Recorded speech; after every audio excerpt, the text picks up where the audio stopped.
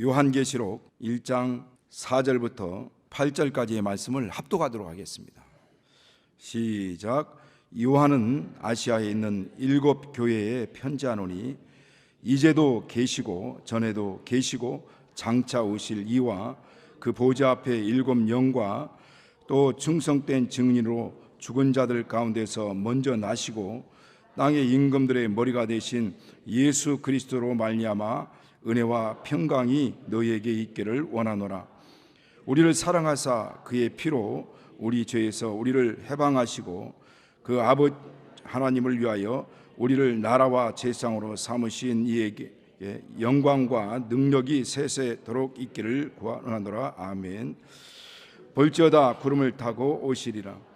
각인의 눈이 그를 보겠고 그를 찌른 자들도 볼 터이요 땅에 있는 모든 족속이 그를 인하여 애곡하리니 그러하리라. 아멘. 주 하나님이 가라사대 나는 알파와 오메가요 이제도 있고 전에도 있었고 장차 올 자요 전능한 자라 하시더라. 아멘. 네, 아멘이십니까? 네. 오늘은 장차 오실 전능하신 주라는 제목으로 저와 여러분이 함께 은혜 받기를 원합니다. 이 요한계시록이 기록될 당시에는 로마 황제 11대 황제인 11대 황제가 누굽니까? 도미티아누스. 예, 갑자기 도미티아누스 황제 때에 이 핍박이 막 이제 강력하게 일어나는 그런 때이기도 한데 그때 기록된 이제 글입니다. 전승에 의하면은 많은 그 당시 예수를 믿는 크리스찬들이 이제 죽임을 당하고 순교당하기도 하는데 그때 이 사도 요한도 잡혀가지고 끓는 기름가마에 들어갔다고 합니다. 끓는 기름가마에 던졌는데 죽지 않아 해가지고 그를 다시 꺼내가지고 밤모섬에 유배했다고 합니다. 그 밤모섬에 유배할 그 당시 그 유배지에 가서 한 1년 동안 있는데 그 도미티아누스 황제의 제2 말년종 95년 정도에 가서 한 1년 정도 거기서 밤모섬에 유배 생활을 하면서 이제 거기서 기록했다고 하니까 이 요한계시록은 아마 AD 95년에서 96년 사이에 기록된 글이라고 보면 됩니다.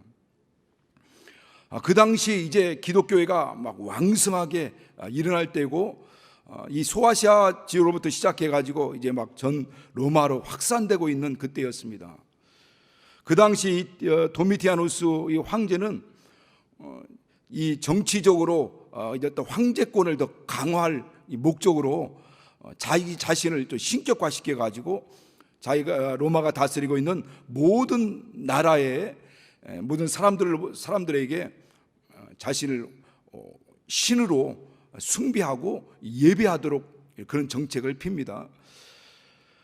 많은 이제 나라들 또 많은 사람들은 뭐 별 어림없이 그 황제 그 당시 그 주변국들이 어떤 다신론을 이렇게 섬기고 있기 때문에 뭐 황제 한 사람도 섬긴다고 그래가지고 별 문제 없지만은 그리스도인들에게는 상당한 큰 위협이죠. 많은 사람들이 함께 그 상황에 타협해가지고 가지만은 그 당시 그리스도인들은 절대 황제를 신격화한 이 황제 우상을 섬길 수 없다라고 해가지고 순교를 각오하고 이제 거부를 합니다. 그런데 이 로마 제국에서는 이 황제권에 대한 어떤 위협으로 알고 반역죄로 다스리죠. 그때부터 이 기독교인들은 전 로마 제국의 어떤 그런 핍박의 대상이 돼 가지고 그때부터 이제 고난을 더 강하게 받기 시작합니다. 그런 일들이 주후 313년 콘스탄티누스라는 황제에 의해서 새롭게 이제 기독교가 로마의 이제 국교로 이제 공인되고 난 그때까지 엄청난 핍박이 이루어지죠. 그 기독교로 공인되는 어떤 공식적인 로마 종교로 공인되는 그 순간까지 엄청난 핍박이 있었습니다. 그 당시 정말 이 새벽이 오기 전에 가장 어둡다고 그 이전에 더 강력한 이 핍박이 있었죠. 이 당 이전에 왕 때. 그 당시에는 뭐 건물도 교회 건물도 무너지기 시작하고 성경도 다 불태워지고 또 예배도 드릴 수 없는 그런 상황이 오게 되기도 하고, 그리고 예수 믿는 사람들은 뭐 핍박받는 것은 물론이거니와 마녀 사냥을 당해가지고 뭐 다른 지역으로 쫓겨나기도 하고 일평생 읽어놓은 이 전답을 다 잃어버리는 이와 같은 일들이 벌어집니다. 외부적으로는 이 로마에서 전 로마 제국적인 핍박이 이제 가해지기 시작하는 그때에 내부적으로는 영지주의가 막 나타나 가지고 막 그때 좀 확산되고 있는 그런 시대였죠. 요한계시록 2장 16절에 보면 그런 말씀 있죠. 2장에 보면 요한계시록 2장에 보면은 이 니골라 당에 대해서 이제 말씀하고 있는데 6절에 보면은 너희가 니골라 당의 행위를 미워하는도다 라고 이렇게 말씀하는데, 또 그 니골라 당에 대해서 또 15절에 보면 그런 말씀합니다. 이와 같이 내게도 니골라 당의 교훈을 지키는 자들이 있도다. 그 당시 니골라 당이라고 하는 이단 사상이 이제 막 활개를 치고 있는 그때였습니다. 특별히 이 니골라 당이라고 하는 그들이 주장하는 교리는 예수 믿는 사람들은 예수의 피로 말미암아 죄 사함 받았으니까 그 후에는 육체적으로 무슨 죄를 범하더라도 상관이 없다, 문제될 것이 없다. 그래서 그 당시 황제 숭배의 사상, 황제를 신격화하고 숭배하는 일에도 그들은 아무 꺼리낌 없이 이제 동참하기도 하고, 그들이 육체적으로 삶 가운데 범하는 그런 범죄에 대해서 양심의 가책을 받지 않습니다. 오히려 예수 믿는 그리스도인들이 이 황제 숭배를 거부하고 핍박받고 순교나가는 이 일로 인하여서 죽는 모습들 보면서 어리석게 생각하는 거죠. 어리석게 봅니다. 그러면서 그 모든 일들을 계속 이 세상과 함께 타협하고, 특별히 뭐 그들이 주장하는 것 가운데 하나가 이 땅에 우리가 살고 있다고 한다면 이 세상 문화, 풍습, 그런 사상, 그런 전통과 함께 해야 된다, 공유해야 된다라고 생각하는 무리들입니다. 근데 분명한 것은 예수께서 내가 이 니골라 당의 행위를 미워한다라고 이렇게 말씀하지 않습니까? 그로 인하여서 외부적인 이 핍박으로 인하여서 순교 당하는 사람도 많이 있었지만은, 그러나 그 중에는 이 핍박이 두려워가지고 배신하는, 배교하는 사람들이 막 늘어나기 시작하고, 그런가 하면은 그 어려운 환경 가운데서 신앙생활 하는 것이 힘들고 어려우니까 그 신앙이 자꾸만 나태하고 태만해지면서 그 교회 안에서 사랑이 식어지고, 에베소 교회에게 말씀하는 그 내용도 있지 않습니까? 그러면서 그 신앙이 자꾸만 식어져 가면서 교회 안에서의 사랑도 식어져 가고, 그 중에는 또 이 이단 사상에 물들어 가지고 교회 다니다가 또 다른 이단에 빠지는 일들이 벌어지면서 많은 위기와 이 고난에 봉착을 하게 됩니다. 이때 이 모습을 보고 있는 예수 그리스도, 그분이 오늘 7개 교회라고 하는, 어떻게 보면 일반적인 수신자죠. 특별히 뭐 7개 딱 그 교회만을 지칭해서 오늘 말씀하는 것이 아니라 그 7개 교회라는 그 교회를 수신자로 해가지고 시대와 장소를 초월해서 모든 세대에게 하시고자 하는 말씀을 오늘 이 본문을 통해서 또 요한계시록을 통해서 말씀하는데, 이 전체적인 중심적인 주제 같은 경우에는 반드시 종말이 온다, 예수 그리스도 반드시 내가 다시 오실 것이다 라는 말씀이고, 그리고 이 마귀와 사단 반드시 심판의 때가 있을 것이고, 믿는 자들에게는 그 모든 상황에서 구원하여서 영원한 신천 신지의 저 하늘로 인도받은 또 그곳으로 데려갈 그날이 반드시 올 것이다 라고 하는 것들을 말씀하고 있는 겁니다. 그래서 첫 번째 1장 1절에 보면 예수 그리스도의 계시라 라고 시작하죠. 이 여러분, 계시라는 말은 잘 들어서 알겠지만은 하나님이 직접 자신을 드러내고 나타내는 것을 말씀하는데, 오늘 첫 번째 1장 1절 첫 구절에 예수 그리스도 계시다 이렇게 말씀합니다. 요한의 계시가 아니라 바로 예수께서 직접 자신을 드러내고 나타내고 앞으로 될 일들 하나님이 그에게 주사, 요한에게 주사 반드시 속히 될 일들을 그 종들에게 보이시려고 천사를 그 종 요한에게 보내서 지시하신 것이라고 말씀하고 있지 않습니까? 그러나 오늘 이 요한계시를 통해서 말씀하고자 하는 것은 반드시 속히 될 일이라는 거죠. 하나님께서 반드시 속히 될 일을 천사를 보내가지고 요한을 통해서 지시하신 내용들이죠. 그래서 본 것, 들은 것, 또 앞으로 장차 될 일들을 이 요한이 이제 기록하는 겁니다. 오늘 그 첫 번째 시작을 오늘 본문을 통해서 읽었던 것처럼 요한은 아시아에 있는 7 교회에 편지하노니 이제도 계시고 전에도 계시고 장차 오실 이와 그 보좌 앞에 7영과 또 충성 때 증인으로 죽은 자들 가운데서 먼저 나시고 땅의 임금들의 머리가 되신 예수 그리스도로 말미암아 은혜와 평강이 너희에게 있기를 원하노라 이런 말씀을 이제 인사말로 전하죠. 우리 보통 이제 바울 서신을 보면은 바울도 항상 하나님 우리 아버지와 주 예수 그리스도의 은혜로부터 나오는 은혜와 평강이 너희에게 있을지어다라는 인사말이 항상 그의 서신서에는 들어갑니다. 그런데 오늘 이 본문 시작하면서 요한도 7 교회에게 편지하노니 라고 하면서 이 보좌 앞에 7영이라고 하는 말이 들어가는데 보통 이 보좌 앞에 7영 성경에 보면은 이 요한계시록 특별히 7이라는 숫자가 많이 들어가거든요. 7 교회, 7 촛대, 7별, 7영, 7인 또 그런 7이라는 숫자가 많이 들어가는데 여러분 우리가 잘 알다시피 이 7이라는 이 숫자는 완전수입니다. 완전수. 특히 7 교회에게도 이 편지 썼다고 할 때 완성을 의미하는 완전수입니다. 7이. 그리고 전체를 의미하는 보편적인 수일 수도 있습니다. 그러니까 오늘 7 교회라고 딱 명칭한 것은 하나님이 완전한 계시를 보편적인 모든 교회에게 모든 시대와 장소를 아우르는 모든 전 시대 오늘도 우리 듣는 오늘 우리에게도 이후에 태어날 모든 사람들에게도 말씀하신다라는 것을 말씀하는데 그 보호자 앞에 7영이라고 썼는데 성경을 보니까 스가랴서 4장 10절에는 그 7을 온 세상에 두루 다니는 하나님의 눈이다라고 이렇게 말씀합니다. 온 세상에 두루 다니는 하나님의 눈. 그리고 특별히 우리가 여기에도 성경에도 나와 있는 말씀 가운데 일곱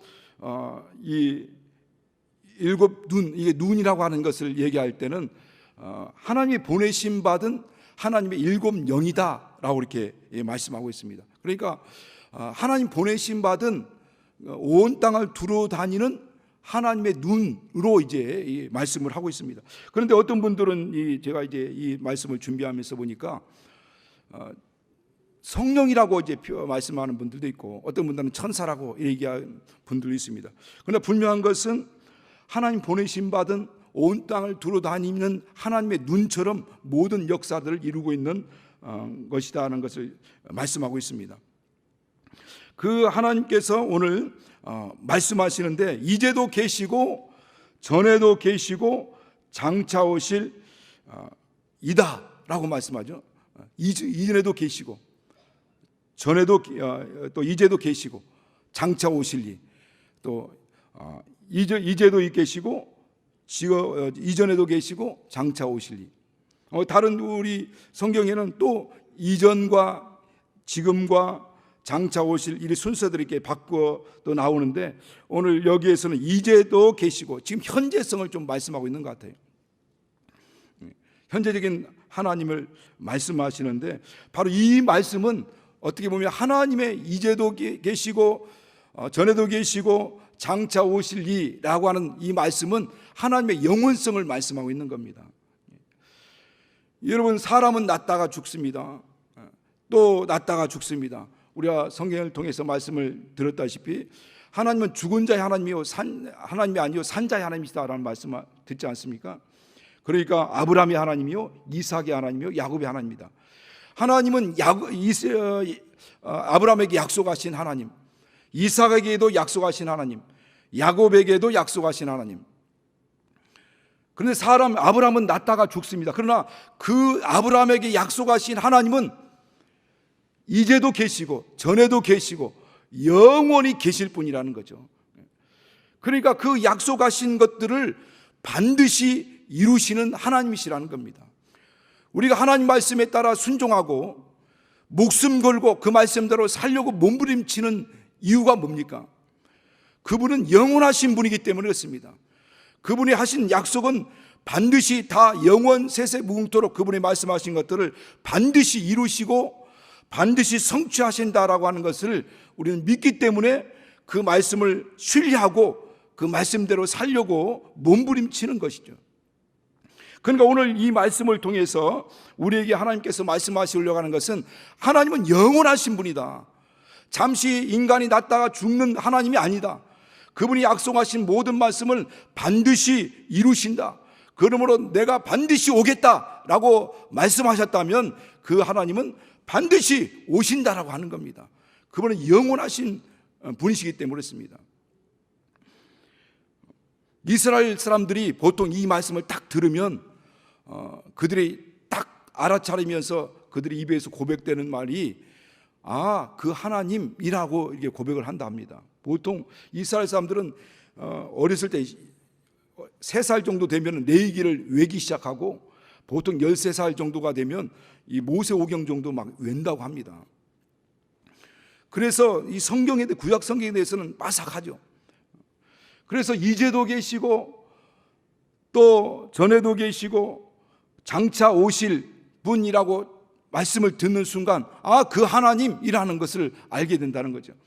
그러면서 계속 연상해서 떠오르는 그 하나님은 어떤 하나님이냐면 출애굽기 3장 14절에서 모세가 가시나무 떨기에서 하나님을 만나게 되지 않습니까? 그리고 그 하나님 모세를 이스라엘 애굽에서 종류하고 있는 이스라엘 백성들에게 보낼 때 이 모세가 묻습니다. 내가 거기 가면 그들이 너를 보낸 자가 누구냐라고 묻는다고 한다면 내가 누구라고 말해야 됩니까? 라고 하니까 하나님께서 스스로 있는 자가 너를 보냈다라고 하라.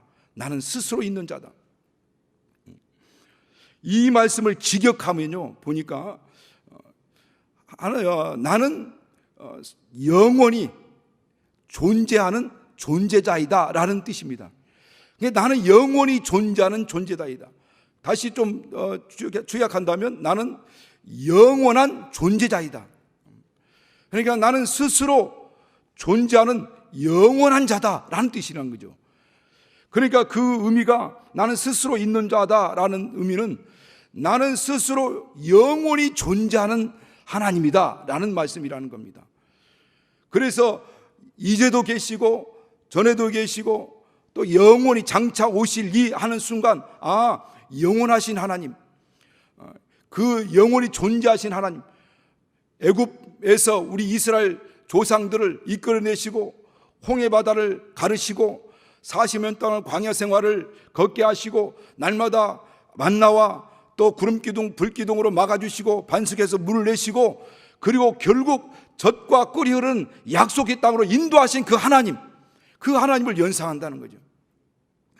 그러면서 그 하나님의 오늘 그 하나님의 은혜와 평강이 너에게 있을지어다 라고 말씀을 듣는 순간 그 하나님이라고 하면 그 하나님으로 인하여서 우리는 평안할 수 있고 그분의 은혜로 우리는 정말 그 은혜를 누릴 수 있다라는 그 생각을 한다는 거죠. 그런가 하면은 이 말씀이 또 어디에 나와 있냐면 이사야서 41장 4절에도 나와 있고요 44장 6절에도 나와 있습니다. 거기에도 똑같은 내용으로 이제도 태초부터 있느니라. 너희 이스라엘 왕, 너희의 구원자, 나는 태초부터 있고 마지막까지 있는 분이요 나는 너희를 구원할 유일한 자다라는 말씀을 합니다. 나 외에 다른 신이 없다 이 말씀을 하시거든요. 그리고 역사의 죽은 자가 누구냐? 바로 나다. 내가 모든 것을 이루고 모든 것을 다 행한다. 태초부터 있는 이도 나요. 그 모든 마지막 있는 것도 나다. 이런 말씀이 나옵니다. 그러니까 이사야서 말씀을 통해서 또 이 말씀을 듣는 그들은 정말 거기는 또 이 현대 성경에 보니까 고레스를 보내서 너희를 구원한 자가 나다라는 그 말씀이 나오거든요. 구체적으로 보면은. 그러니까 바벨론 대제국에 끌려갔던 이스라엘 백성들, 그들이 하나님의 역사로 인하여서 이 바벨론에서 구출해내고 다시 귀환하게 하시는 하나님. 그런데 고레스를 보내서 이 바벨론을 멸망시키고, 그리고 그들을 제2의 출애굽이라고 하는 바벨론에서 포로 생활에서 다시 귀환하는 이 일을 이루신 그 하나님으로 생각한다는, 그 하나님이 이스라엘 백성들을 다시 본 예루살렘으로 돌아오게 하신 하나님이라고 한다면, 그 하나님으로 인하여서 우리는 은혜와 평강을 누릴 수 있다는 거죠. 그러면서 이 요한계시록 통해서 요한은 또 그렇게 하나님의 계시를 통해서 받는 게 뭐냐면, 그 하나님이 지금 로마로부터 너희가 압박을 당하고 있고 로마로부터 핍박을 당하고 고난을 당하고 있느냐? 장차 이 로마도 망할 것이고, 그리고 이 로마로부터 너희를 구속하리라 라는 말씀으로 받는다는 겁니다. 결국 조금 전에도 말씀드린 것처럼 313년도에 주 313년에 기독교회가 로마의 국교로 공인이 되고, 이전에 정말 기독교인이라는 그 명목으로 예수 믿는다는 것 때문에 모든 로마에서 기본권이 박탈당하고, 그리고 공직에 있는 사람들이 거기서 추방당하는 일들이 있었습니다. 그런데 이 313년 이후에는 예수 믿는 사람들만이 공직에 나갔다고 합니다. 고위공직에. 물론 그것이 이제 어떤 타락의 빌미가 되기도 했죠. 그래서 예수 안 믿는 다른 종교인들도 나 예수 믿겠다 하는 사람도 많이 생기고, 또 예수 믿은 사람들만이 그런 대우를 받는 그런 시대가 열렸다는 거죠. 그러면서 오늘날 우리에게 이 말씀하는 겁니다. 이제도 계시고 오늘도 계시고 장차 오실 그가 우리에게 말씀하는데, 지금 너희가 이 세상에서는 환난을 당하고 마귀 아래서 핍박과 고난과 역경을 시련을 많이 당하지만은 결국 예수 그리스도 장차 오실 그분은 오실 것이다. 그리고 이 세상은 종말을 맞이할 것이다. 그리고 마귀와 그 사자들 예비한 영원한 영령의 불에 들어갈 것이며, 예수 그리스도를 믿는 우리들 믿음의 자녀들은 하나님이 그들의 눈에 눈물을 씻겨줄 것이고, 그들의 행한 모든 일에 대하여서 상과 멸류관으로 갚아주실 것을 말씀하는 겁니다. 여러분, 출애굽 시대에 이스라엘 백성들을 출애굽시켜서 저 가나안 땅에 들어간 그 장면을 우리는 다 보고 있습니다. 또 이 바벨론 시대에 그 어마어마한 대제국이었던 바벨론, 결단코 어느 힘에 의해서도 무너질 것 같지 않았던 이 대제국 바벨론, 그리고 바벨론 그 성은 철옹성으로서 뭐 인간의 힘으로 무너질 수 있는 성이 아니라고 합니다. 그런데 그곳에서 다시 하나님이 그 연약한 이스라엘 백성을 제2의 출애굽을 시켜서 다시 본국으로 귀환하도록 하신 하나님. 그리고 로마 그 강대국이었지만은 그 로마 강대국이 그리스도의 복음으로 완전히 변화되어서 그 로마 제국의 정식 종교로 또 기독교가 공인될 이 역사를 이루신 하나님. 오늘날 그분이 반드시 오시겠다는 겁니다. 이걸 믿으시기 바랍니다. 그분이 영원하신 하나님이 다시 오시겠다는 거예요. 바로 그래서 우리가 이제 성탄절을 앞두고 있지만은 미가서 5장 2절에 그런 말씀이 있지 않습니까? 베들레헴 에브라다야, 너는 유다 족속 중에 작을지라도 내게서 이스라엘을 다스릴 자가 내게 나올 것이다. 그런데 그의 근본은 상고의 태초이니라, 이런 말씀이 나옵니다. 상고해라는 말은 만물 이전을 얘기하는 것이고, 태초해라는 말은 영원전을 얘기하는 겁니다. 여러분, 창세기 1장 1절의 태초와 요한복음 1장 1절의 태초에 대해서 여러분 말씀 많이 들었죠. 창세기 1장 1절의 태초는 만물이 이전, 만물이 생성되기 이전, 요한복음 1장 1절의 태초는 영원전 태초를 말씀하는데, 그의 근본은 상고의 태초이라는 거죠. 만물이 시작되기 이전부터 있었고 영원전부터 계셨던 그분이 바로 2000년 전 이 땅에 오신 예수 그리스도라는 겁니다. 그분이 이 땅에 오신 것이에요. 그 오신 그분이 영원전에 작정됐던 하나님의 뜻을 이루고 성취하셨던 그분이 다시 오시겠다는 겁니다. 이게 안 믿어집니까? 다시 오시겠다는 거예요. 그리고 그와 전에도 계신 그분, 장차 오실, 그러니까 이제도 계시고 전에도 계시다, 이제도 계시다라는 말은 계속 진행된다는 얘기입니다. 진행. 그러니까 그때만 계셨던 하나님이 아니라 이제도 계셨던 그분이 이전에도 계셨고 또 장차도 계시고 영원까지 함께 하실 분, 계속 진행되는 것을 얘기하는 것이고, 그리고 장차 오실이라는 이 말씀 뜻도 보니까요, 이것도 장차 오실 이 할 때 어느 자리에 딱 가만히 계시다가 어느 순간에 짠 하고 나타나듯이 그렇게 나타나시는 분을 얘기하는 것이 아니라 그분은 계속 오고 계시는 분이라는 뜻이라는 거죠. 장차 오실 이라는 것은 어느 순간 보좌에 앉았다가 짠 하고 나타나시는 하나님이 아니라 지금 오고 계시는 겁니다. 여러분, 주 예수 그리스도 이 땅에 오시겠다는 그분이 지금 오시고 계시는 중이라는 겁니다. 그분은 지금 진행하고 계시는 거예요. 지금 오시고 계시는 겁니다. 어느 순간에 우리 앞에 나타날 날이 반드시 올 겁니다. 여러분, 이걸 믿으시기 바랍니다. 하나님께서는 오늘 이 일을 통해서 우리에게 반드시 오시고 계시는 이라는 거예요. 어느 순간에 나타날 이시가 아니라 그분은 어떤 분이시냐? 충성된 증인이시라는 겁니다. 예수 그리스도는 충성된 증인이시죠.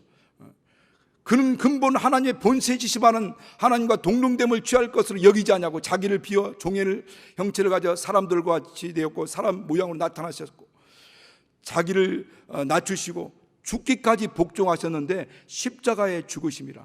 십자가에 죽기까지 하나님께서 그 아들을 화목제물로 이 땅에 보내시고 인류의 모든 죄를 다 담당하고 그 화목제물로서 십자가에 죽는 이 말씀을 맡았고 그 일을 이루기까지 그는 죽기까지 충성하신 충성된 증인이십니다.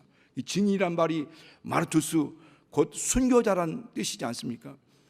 여러분, 충성된 증인은 정말 순교자적인 그런 믿음이 아니면 충성된 증인이 될 수 없어요. 예수 그리스도는 바로 이 충성된 증인이시라는 겁니다. 그는 먼저 나신 분, 그는 먼저 죽은 자들 가운데서 먼저 나시고 먼저 나셨다는 말은 첫 열매가 되셨다는 얘기입니다. 이것은 고린도서 15장 20절입니까? 거기도 보면은 예수 그리스도는 죽은 자 가운데 먼저 사시고 죽은 자들의 첫 열매가 되셨다라는 말씀이 있는데, 바로 죽은 자 가운데서 먼저 나셨다라는 말은 첫 열매가 되셨다. 먼저 부활하셨다. 그가 부활하심으로 말미암아 죽음의 권세, 철장에 갇혀있던 우리가 그 사망의 문이 열리면서 우리가 하늘 문이 열리게 된 거죠. 예수께서 십자가에서 피 흘려 죽는 순간 휘장이 위에서부터 아래로 찢어지지 않았습니까? 예수의 몸이 찢어지는 순간 휘장이 찢어지듯이 사망으로 닫혀있던 이 철문이 찢어지듯이 하늘 문이 열린 겁니다. 그리고 생명의 문이 열리고 부활의 문이 열린 거죠. 그래서 우리는 이제 부활의 문을 통해서 하나님 앞에 나가게 되는 거죠. 그분을 인하여서 너희가 은혜와 평강이 우리에게 있기를 원한다는 겁니다. 여러분 안에 은혜와 평강으로 충만하시겠으므로 축복합니다. 그분은 바로 우리를 사랑하사 그의 피로 우리를 죄에서 우리를 해방하시고 아버지 하나님 위하여 우리를 나라와 제사장으로 삼으신 분입니다. 우리를 사랑하사 그분의 자기 피로서 노예 시장에 있는, 죄의 노예 시장에 있는 우리를 사셨습니다. 그리고 하나님 아버지께 드리셨어요. 하나님 아버지는 죄의 노예 시장에 노예를 사셔서 하나님 아버지에 드린 그들을 노예 삼지 않고 하나님의 자녀 삼으셨어요. 그리고 그들을 하나님 앞에서 하나님을 섬기는 제사장으로 삼았는데, 어떤 제사장이냐? 왕의 권세를 가진 제사장들, 왕권을 가진 제사장들입니다. 여러분, 제사장은 하나님을 섬기는 일을 하는 자들 아닙니까? 그런데 오늘날 우리 교회 안에서 하나님을 섬기는 일을 하는데 어떤 개성이냐? 왕의 권세, 왕권을 가지고 하나님을 섬기는 제사장들, 그리고 그의 나라라는 겁니다. 하나님이 통치하시는 나라, 모든 만왕의 왕이요 만주의 주지가 되신 예수께서 통치하시는 나라, 하나님은 부유하신 분입니다. 그분이 통치하시는 나라는 하나님의 부유가 있어요. 그분이 우리 안에 임할 때 하늘의 전권을 가지고 임했다라고 성경 말씀합니다.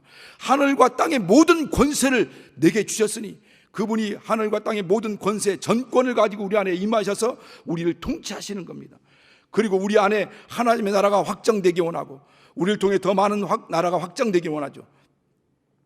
그분이 나라와 제사장으로 삼으시고 5장 9절 10절에 보면은 바로 땅에서 왕노릇하게 하려 하심이라 라고 말씀합니다.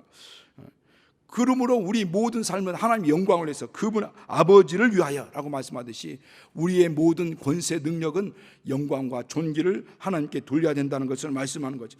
볼지어다 구름을 타고 오시리라. 예수님 구름 타고 오시는 겁니다. 그런데 이 구름 타고, 구름이라는 말을 우리가 잘 알듯이 하나님의 임재와 현현을 얘기하는 거죠. 하나님이 나타나실 때 나타난 증상들이 시내산에서 모세가 거기서 하나님을 만날 때 구름 가운데, 빽빽한 구름 가운데 하나님이 나타나십니다. 구약의 변형산산에서 예수님 제자들이, 세 명의 제자들이 예수님을 뵐 때 예수님 옷이 휘어지면서 하나님으로서의 영광을 나타내실 때 그때 구름이 완전히 가렸다고 말씀하죠. 그러니까 구름이라는 것은 성경적으로 보면 하나님 임재와 현현을 얘기하는 겁니다. 그런데 구름을 타고 오신다, 타고 온다니까 손오공처럼 구름을 타고 온다는 그런 생각으로 생각할 수 있는데, 여기 제가 이제 이 말씀을 준비하면서 보니까 이 탄다는 말 자체가 함께라는 얘기입니다. 그러니까 구름과 함께, 구름과 함께 온다는 거죠. 우리가 데살로니가서 4장 16절에 보면은 주께서 호령과 천사장의 소리와 하나님의 나팔 소리와 함께 하늘로부터 하나님 강림하신다고 말씀합니다. 예수 그리스도 이 땅에 강림하실 때는 수많은 천군과 천사들이 함께 이제 호위하면서 오는데, 그때 어떤 일들이 벌어지냐면 각인의 눈이 그를 보겠고 그는 찌른 자들도 볼터요 땅에 있는 모든 족속들이 그를 인하여 애곡하리라. 애곡하리니 그러하리라. 그리고 예수 그리스도 이 땅에 재림하시는 날 어느 누구는 정말 가슴을 치면서 애곡하고 통곡하며 한탄하는 사람도 있고, 그날이 영광스러운 부활의 날로 하나님을 정말 영원한 눈물 감격을 흘리면서 하나님을 영접하는 사람들이 있습니다. 누가 가슴을 치며 애곡하고 통곡하는 사람들입니까? 예수 그리스도를 믿지 않는 이 땅에 속한 사람들이라고 말씀하고 있죠. 이 땅에 있는 모든 족속이라고 얘기했습니다. 그 모든 족속들이 그 영광의 구름을 타고 오는 그분을 보실 것이라는 겁니다. 여러분, 그러나 그때 돼서 통곡하며 한탄하고 그렇게 애통해봐야 소용없어요. 그런 자들은 영원한 애통의 가운데, 영원한 애곡하는 그 가운데로 들어갈 수밖에 없습니다. 중요한 것은 지금 현재, 여러분 이 말씀을 듣고 있는 이 현재, 오늘 예배하고 있는 이 현재 예수가 여러분의 구원의 주님이 되시냐는 겁니다. 이 시간 현재 여러분에게, 우리가 생명의 주님이 되시냐는 거죠. 그때 가서 통곡하고 애통하고 한탄하고 할 걸 말 걸 껄무새가 돼봐야 소용없다는 거예요. 오늘 이 시간, 오늘 예수가 나의 구원의 주님, 생명의 주님으로서 정말 내가 이 땅에서 지금 이 현재 이 시간, 이전에도 계시고 또 이제도 계시고 장차 오실 이가 반드시 오신다라고 하는 것을 분명히 우리가 안다고 한다면, 조금 전에 말씀드린 것처럼 그분이 반드시 오신다는 걸 안다면 우리는 지금 현재부터 장차 오실 예수 그리스도를 맞이할 준비를 해야 됩니다. 그분을 영접할 준비를 해야 됩니다. 그래서 거룩한 그리스도의 신부로서 지혜로운 다섯 처녀처럼 기름등불 준비하고 예비하고 있으라는 거예요. 어느 때에 너희 주가 임할는지 알지 못함이라는 겁니다. 그분은 소리 소문 없이 도적처럼 임한다는 겁니다. 그래서 어느 때 올지 모르니까 지금 이 시간, 우리는 지금 시시각각 다가오고 있는, 지금 재림하고 계시는 그 장차 오실 그분을 우리 영접하기 위해서 지금 깨어 있어야 된다는 거예요. 그러면 너희가 깨어 있으라. 너희 인자가 어느 때에 너희 중에 임할 것을 알지 못함이라. 지금 어느 때 올 줄을 모르기 때문에 장차 오실 그분을 영접하기 위해서 지금 깨어가지고 그분을 영접할 준비를 하고 있어야 됩니다. 그리고 기름등불 준비하고 어느 때라도 우리 이름을 부를 때 바로 끌어올려 공중에서 정말 주를 영접하고 거기서 혼인잔치가 벌어지며 그 후로 영생 복락을 누리는 그와 같은 일들이 이제 반드시 벌어질 겁니다. 어떤 사람은 나중에 예수 믿겠다는 사람도 있어요.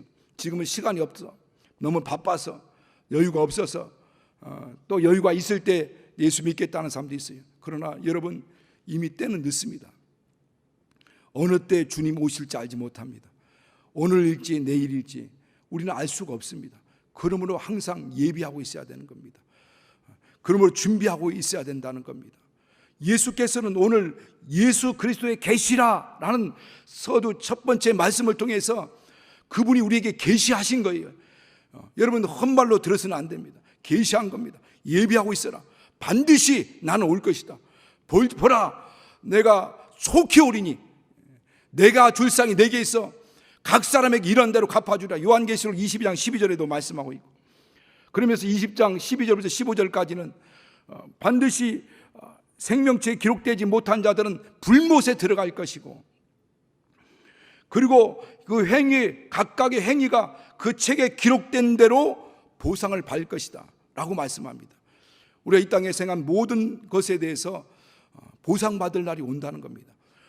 그러니까 예수 그리스도는 반드시 오실 것이고, 이 마지막 종말은 반드시 있을 것이며, 믿지 않은 자들과 마귀와 그 사자들을 예비한 영영한 불이 있고, 믿는 자들과 그를 영접하기 위해서 정말 이 땅에서 눈물 흘리며 애쓰고 힘쓰고 헌신하고 충성하는 자들이 받을 면류관이 있고 상이 있기 때문에 결단코 그들이 받지 못한 일 없이 그들에게 분명히 하나님 주신다는 겁니다.